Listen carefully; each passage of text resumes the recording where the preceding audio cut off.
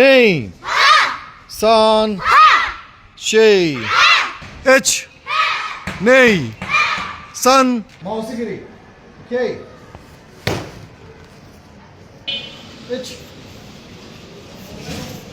ঠিক আছে।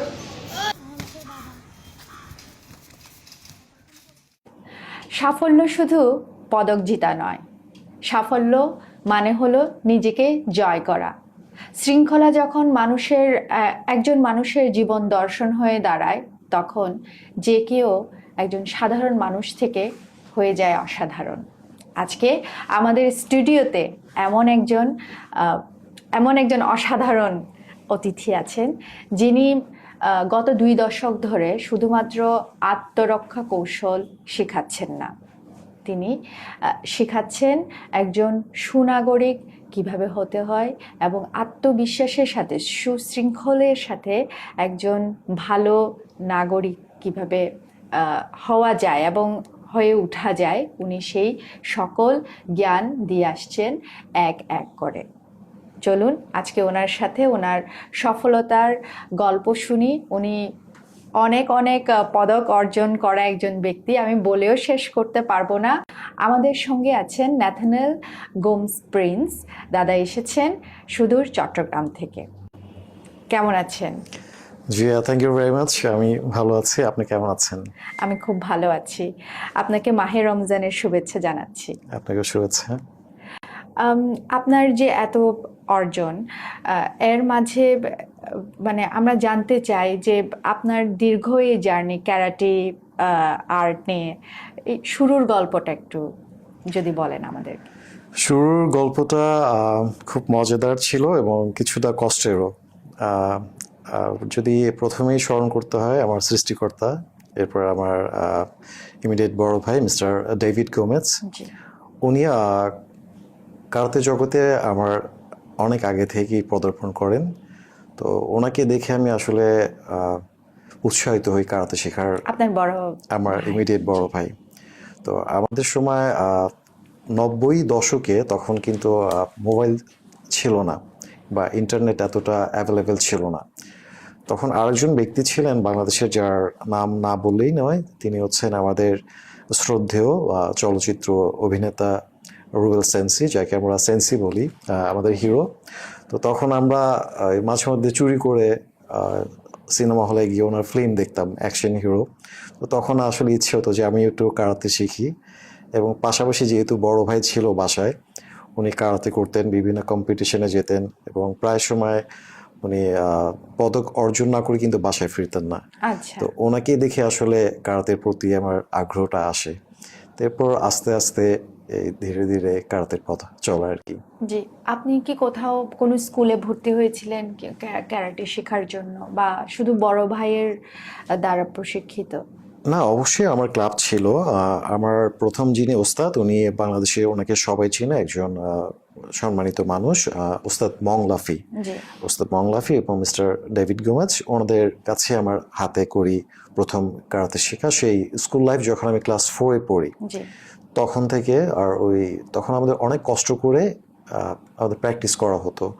আমাদের ক্লাব ছিল, ক্লাবের ছাদে। ক্লাস 4 থেকে আপনি ক্যারাটে? যখন আমি শিশু কিশোর ছিলাম। আপনাকে কি স্কুলে সবাই জানতো যে এই ছেলেটা ক্যারাটে পারে, ওর সাথে কথা বলতে যাস না, মানে ভয় পেতো নাকি বাচ্চা? না, ভয় পেতো না, কারণ আসলে একটা বয়স থাকে, ছোট বয়স, যখন মানুষ একটু কিন্তু দুষ্ট থাকে। তো আমি যখন প্রথম কারাতে শিখতে যাই, তখনই কিন্তু আমাদের মেসেজ দিয়েছিল যে কারাতে হচ্ছে চরিত্র গঠনের একটা পথ। ভদ্র, নম্র এবং আত্মবিশ্বাস বাড়ানোর জন্য কারাতে শিখতে পারেন। তো এটা কিন্তু আপনার বিভিন্ন জায়গায় ছবি আকারে টাঙ্গিয়ে রাখা হতো। তো ওইটাই দেখে নিজের মধ্যে একটা অনুভূতি সৃষ্টি হতো যে না, আমি তো এখন কারাতে শিখতেছি, আমি যদি 8-10 জন মানুষের মতো দুষ্টামি করি, মারামারি করি, তাহলে তো আমাকে মানুষ বলবে যে কথার সাথে কাজের মিল নেই। তো তখন কারাতে শিখতে গিয়ে দেখা যায় অটোমেটিকই আমার মধ্যে ভদ্রতা, নম্রতাগুলো চলে আসতো, এই আর কি। দারুণ। আর আপনি যে 2003 সালে ন্যাশনাল ক্যারাটে চ্যাম্পিয়নশিপে আপনি সিলভার পদক বিজয়ী, সেই জার্নিটা শুনি।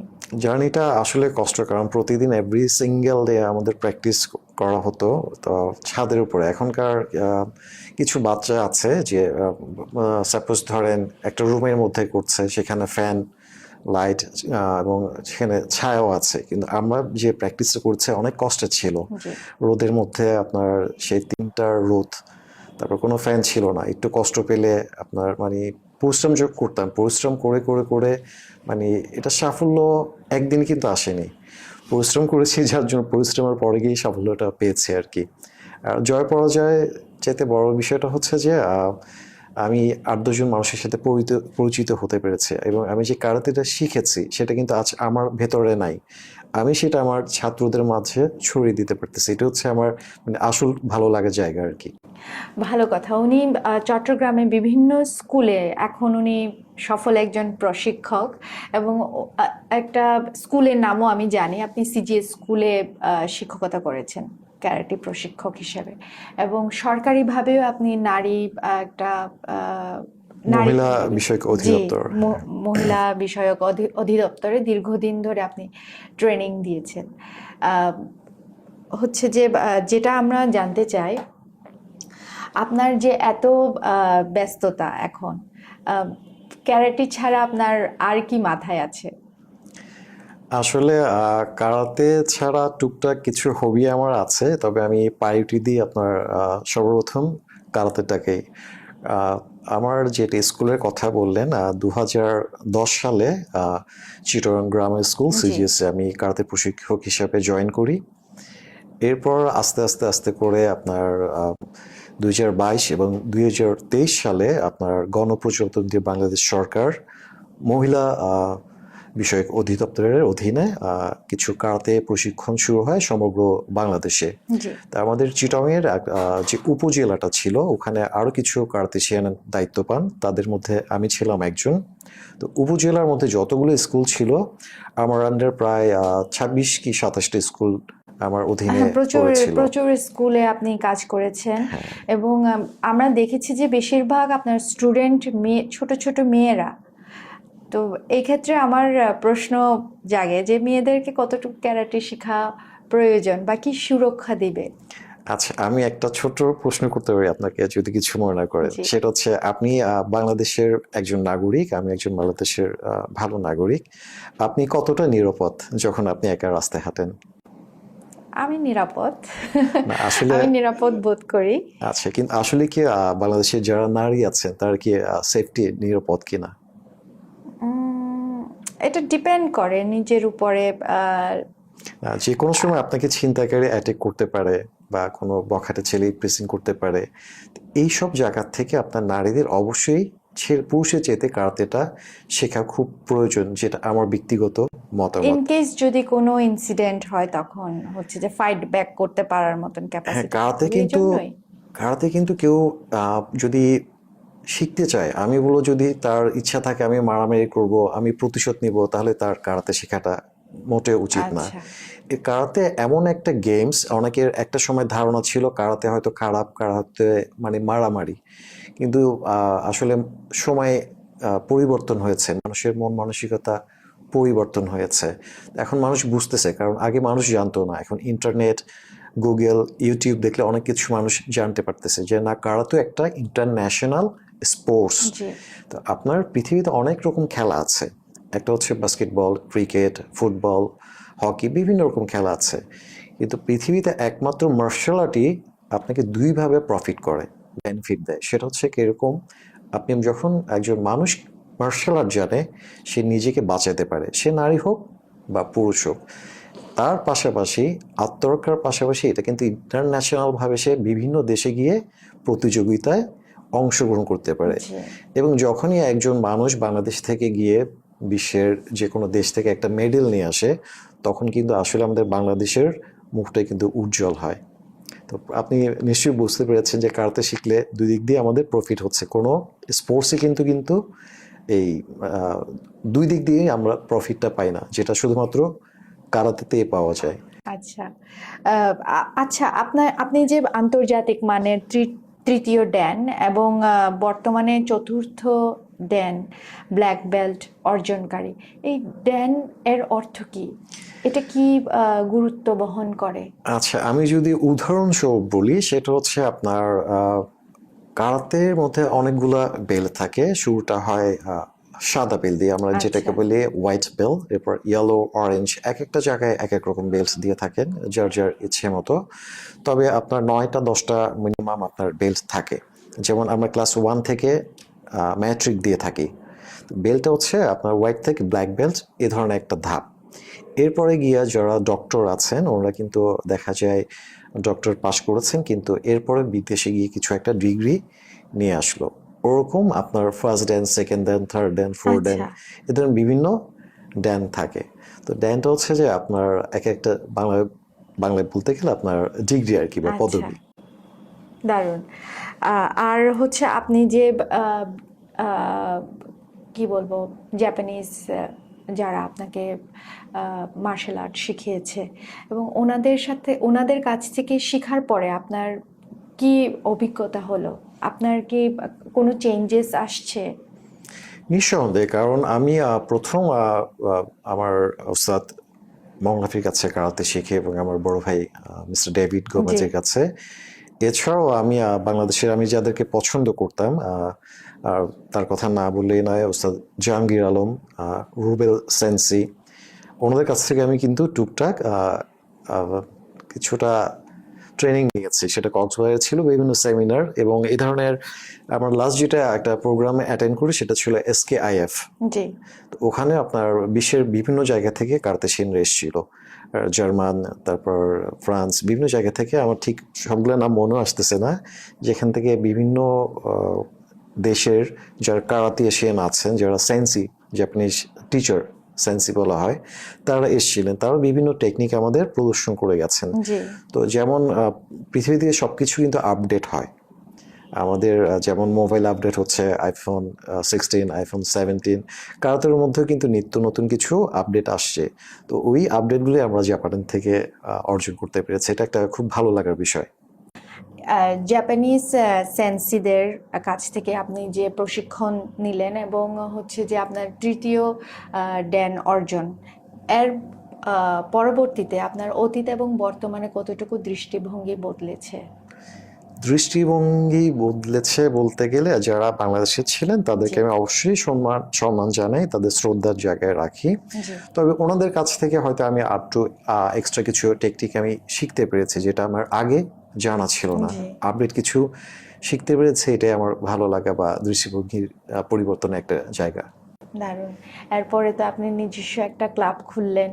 জি, আপনাদের দোয়াতে আমার ক্লাবের নাম ফ্রিডম ফাইটার কারাতে ক্লাব, যেখানে শিশু কিশোর থেকে শুরু করে বিভিন্ন কর্মজীবী লোকেরা আমার ওখানে কারাতে প্রশিক্ষণ নেয়।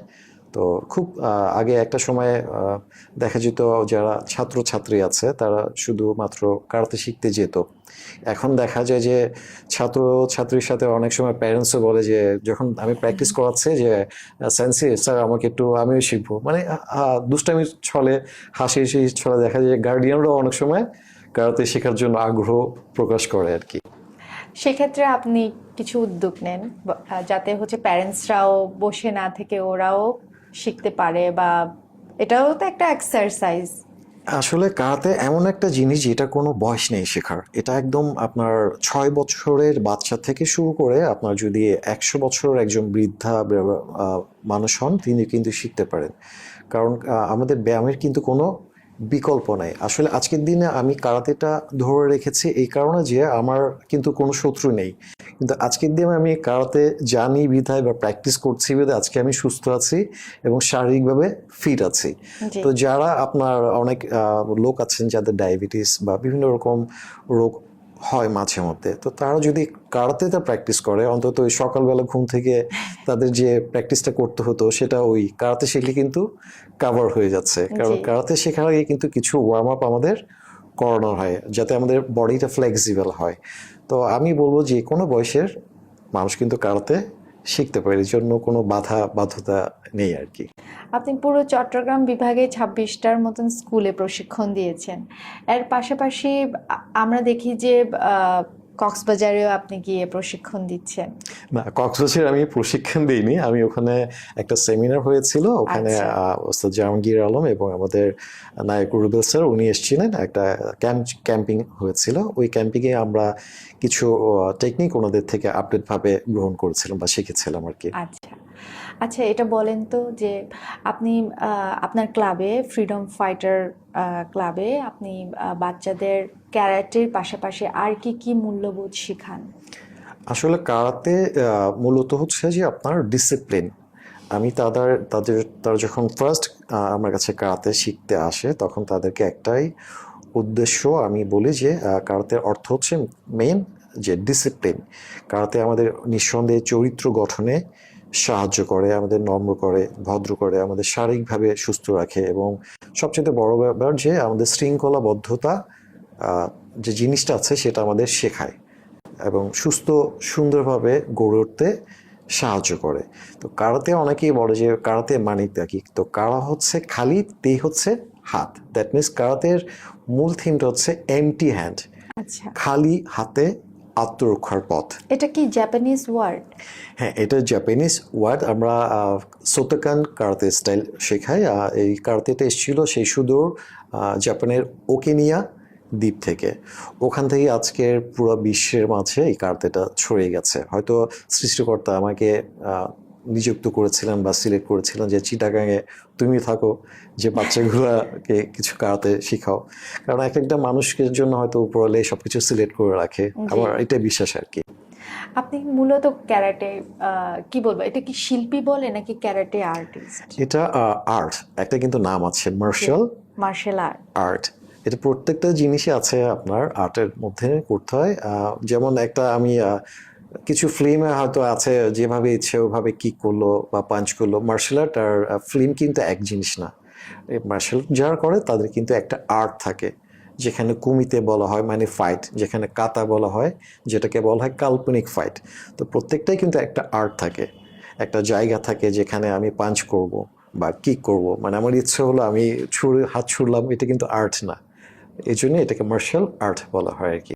কখন মার্শাল আর্টে বাস্তবিকভাবে অ্যাপ্লাই করা যায় প্রতিযোগিতা ছাড়া? প্রতিযোগিতা ছাড়া আসলে এখানে আমরা দুইভাবে আমি কারাতে শেখাই, একটা হচ্ছে ফুল কন্ট্রাক্ট, একটা হচ্ছে সেমি কন্ট্রাক্ট। সেমি কন্ট্রাক্টটা বলতে যেটা বোঝায় সেটা হচ্ছে আমি যতটুকু বুঝি সেটা হচ্ছে যখন একজন স্টুডেন্ট আমার সাথে প্র্যাকটিস করছেন বা তারা প্র্যাকটিস করছেন, তখন আমি যদি তাকে বলি তুমি মেরে ফাটাই দাও, তো সেটা তো আরেকজন স্টুডেন্টের জন্য আঘাত হয়ে যায়।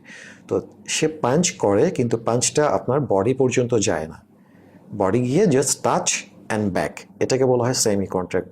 আর যেটাকে ফুল কন্ট্রাক্ট বলা হয় সেটা মানে বডিতে যাবে, মাথায় লাগবে কোথায়, এটা দেখার বিষয় না। এই ফুল কন্ট্রাক্ট ফাইটটা করা হয় আপনার যখন রাস্তায় কেউ অ্যাটাক করে, তখন নিজেকে বাঁচানোর জন্য এই ফুল কন্ট্রাক্টটা করা হয়। হ্যাঁ, কারণ সেক্ষেত্রে কতটুকু অ্যাপ্লাই করা যেতে পারে আমার এটা খুবই জানতে ইচ্ছে করে। এখন একজন লোক ক্যারাটে জানে না আর একজন লোক ক্যারাটে জানে, তো যে জানে না সে তো অসহায় হয়ে যাচ্ছে, সে তো এখন মার খাবে। না, আসলে যারা কারাতে জানে তারা কিন্তু কারোর সাথে ফাইট করতে যায় এরকম রেকর্ড কিন্তু নাই আমার তা জানা নেই, মতে। হ্যাঁ, হ্যাঁ। তা নেই, যদি করতে হয়, যদি ফুল অ্যাপ্লাই করে ফেলে তাহলে তো সে মারাই যাবে। হ্যাঁ, কারাতে হচ্ছে আমাদের শরীরের ভেতরে কিছু ভেইন থাকে, আপনি নিশ্চয়ই জানেন, যেখানে অল্প আঘাতে কিন্তু মানুষ মারা যেতে পারে। তো ওই ধরনের কিছু আমাদের পয়েন্ট থাকে যেখানে যদি অ্যাটাক করা হয় হয়তো 3-4টা পাঁচ করলে সে হয়তো ডেট হতে পারে, এরকম হতে পারে আর কি। খুবই ভয়ঙ্কর। আচ্ছা, সেক্ষেত্রে যখন হচ্ছে যে ক্যারাটে শিখায় বা কেউ ক্যারাটে শিখে, ক্যারাটের পাশাপাশি আর কি শিখে যে ওকে ধৈর্য এবং সহ্য করার ক্ষমতা বাড়াবে? হ্যাঁ, অবশ্যই। আপনার যে আসলে আমার কাছে কারাতে শিখতে কিন্তু অনেকে আসে, শুধু আমার কাছে না, আমার মনে হয় সারা পৃথিবী ব্যাপী অনেকেই কিন্তু কারাতে শিখতে যায়। যে যখন ফিল্মে দেখে যে জেটলি, ব্রুসলি, ভ্যান ড্যাম এরা একদম কিক করতেছে, অনেক সুন্দর লাগে ফিল্মে, কিন্তু সেও মনে করে যে আমি হয়তো 1 মাস গিয়েছি বা 6 মাস প্র্যাকটিস করেছি, আমার দ্বারা পসিবল, আমি হয়তো এদের মতো অ্যাক্টার্সের মতো পারবো। কিন্তু যাওয়ার পর যখন দেখা যায় তাকে ওয়ার্ম আপ দেওয়া হচ্ছে, তাকে ধৈর্যের জন্য কিছু প্র্যাকটিস দেওয়া হচ্ছে, তখন আসলে সে ওই ধৈর্য জিনিসটা ধরতে পারে না, যার জন্য আপনার 100 জনের মধ্যে দেখা যায় যে হয়তো আপনার 60%ই হয়তো কারাতেটা ছেড়ে দেয়। তো লাস্ট এন্ডিং পর্যন্ত কিন্তু খুব কম মানুষই কারাতেটা ধরে রাখতে পারে, কারণ এটা পুরোটাই একটা ধৈর্যের ব্যাপার। Life journey. হ্যাঁ, এটা একটা লাইফ জার্নি, এটা একটা সাধনার ব্যাপার। যেমন যারা ছোটবেলা থেকে গান করে ওদের কিন্তু একটা সাধনা করতে হয়, কারাতেটাও ঠিক একটা পুরোটাই সাধনার ব্যাপার। যে আমি 5 বছর 10 বছর শিখেছি, আমি ছেড়ে দিব, আমি সব কিছু শিখে ফেলেছি, আসলে বিষয়টা এরকম না। এটা আপনার একটা মানুষ যদি কারাতে শিখে, এটা সে চাইলে সারা জীবন ধরে রাখতে পারে। জি। যেমন বিদেশে যারা আছেন ওনাদের বয়স 80-90, কিন্তু ওনারা এখনো কারাতে প্র্যাকটিস করছেন। আপনার লাইফ দেখে আমি সত্যিই অনুপ্রাণিত। আপনি দীর্ঘকাল ধরে বছরকে বছর আপনি প্র্যাকটিস তো করে এসছেন নিজের জন্যই, কিন্তু আপনি এখন আলো ছড়াচ্ছেন, প্রচুর বাচ্চাদেরকে আপনি শেখাচ্ছেন। শুধু নিজের ক্লাবের না, আপনি অনেক স্কুলে আপনি শিখান, নামি দামি কিংবা মফস্বল শহরেও আপনি শিখান। এটা সত্যি দারুণ ব্যাপার। চলুন এবার র্যাপিড ফায়ার। ক্যারাটে আপনার কাছে কি খেলা নাকি জীবন যুদ্ধ? আমার কাছে কারাতে বলতে গেলে দুটোই। কারাতে অবশ্যই একটা খেলা, এবং এটা আপনার যেহেতু এটার কোনো শেষ নেই, সেই জন্য বলতে হবে এটা জীবন যুদ্ধ। ব্ল্যাক বেল্ট পাওয়ার দিনটির কথা এক কথায় বলুন। আসলে একটা স্বপ্ন ছিল, যেমন আমি যখন ম্যাট্রিক দেই তখন ছোট থেকে বড় হচ্ছে 10টা বছর একটা সাধনা। তো অনেক প্যারেন্টস খুশি। তো মানে যখন আমার সিনিয়ররা ছিল যারা ব্ল্যাক বেল্ট পড়তো, তা আমি ছোটবেলায় দেখতাম যে হ্যাঁ, এ তো ব্ল্যাক বেল্ট পড়তেছে। তো আমি ব্ল্যাক বেল্ট, আমাদের যিনি সায়েন্সে ছিলেন উনি কিন্তু খুব সহজে আপনার বেল্ট দিত না। আমাদের পরীক্ষা নিত, পরীক্ষা পাশ করলে এরপর গিয়ে আমাদের বেল দিত। আর যদি কখনো দেখা যেত যে পরীক্ষা পাশ করিনি, তখন কিন্তু বেলটা পাওয়া যেত না। মানে বেলটা আমাদের কাছে মুখ্য বিষয় ছিল না, আমার পারফরমেন্সটা কতটুকু ভালো করছে সেটা আমাদের ওস্তাদের কাছে মেন বিষয়টা ছিল। তো যখন আসলে একটা স্বপ্ন ছিল আমি একদিন ব্ল্যাক বেল্ট পাবো, তো যেটা যখন পেলাম আসলে ওই অনুভূতিটা ভাষায় প্রকাশ করার মতো না, এই আর কি। Freedom or discipline? দুটোই অবশ্যই। মার্শাল আর্ট মুভিতে আপনার ফেভারিট হিরো কে? এটা কি বাংলাদেশে নাকি বাংলাদেশের বাইরে? বাংলাদেশে তো আপনি বললেন রোবেল। হ্যাঁ, অবশ্যই আপনার যিনি সর্বপ্রথম যাকে দেখে আমি মানে প্রভাবিত হয়েছি উনি অবশ্যই ব্রুস লি।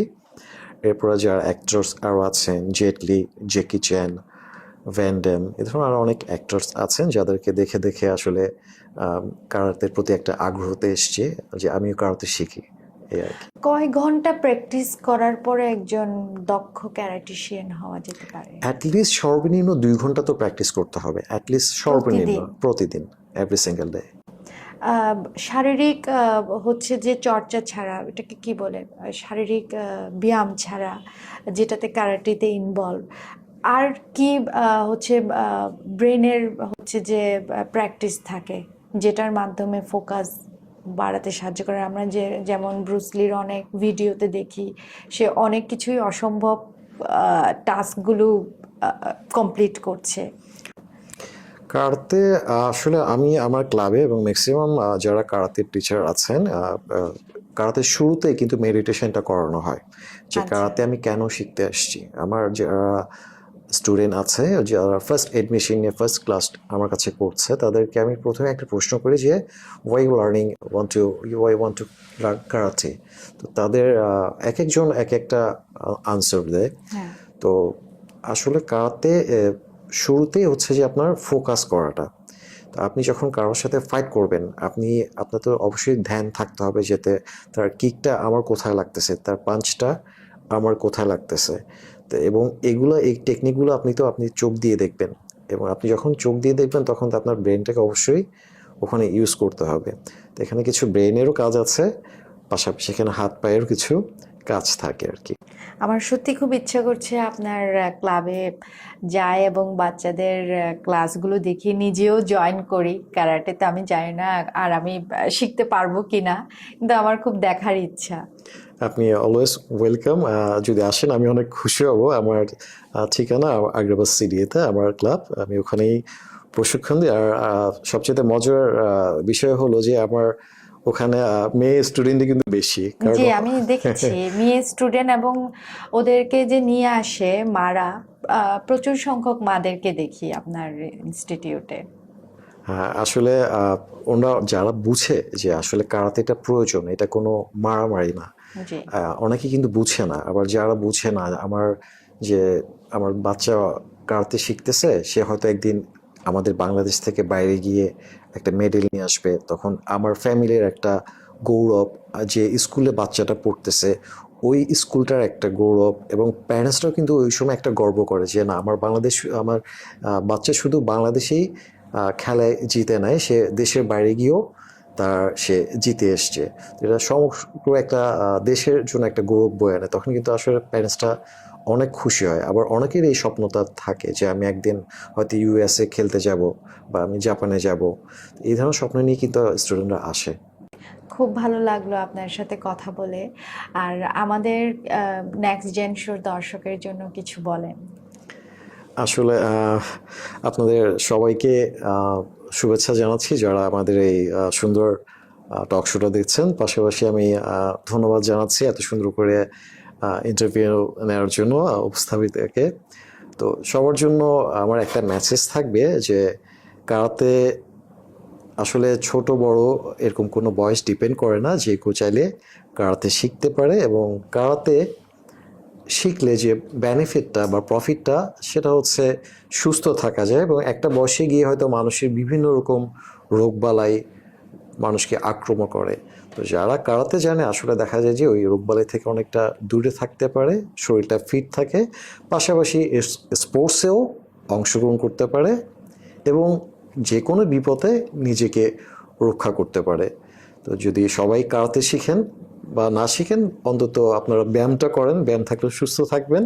সেটা হতে পারে ক্রিকেট, বাস্কেটবল, ফুটবল। তবে যেহেতু আমি কারাতে শিখাই, আমি বলবো আপনারা অবশ্যই কারাতে শিখবেন।